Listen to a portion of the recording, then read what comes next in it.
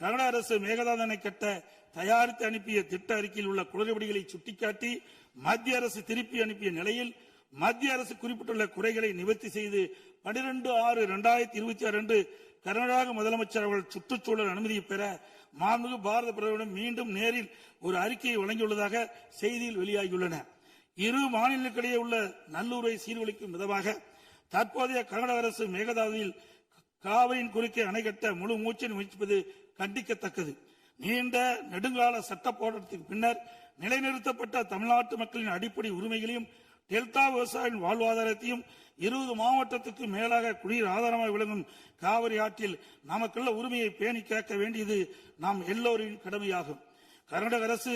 காவிரி நடுவர்மன்றம் 5/2/2007 அன்று அளித்த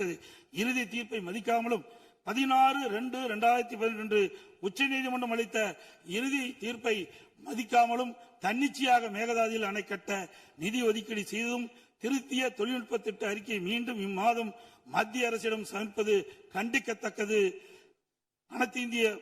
என்பதை இந்த நேரத்தில் தெரிவித்து அனைத்து இந்திய அண்ணா திராவிட முன்னேற்ற கழகத்தின் சார்பாக மாண்பு முதலமைச்சர் அவர்கள் கொண்டு வந்த அரசின் தனி தீர்மானத்தை ஒருமனாக ஆதரிக்கின்றோம்.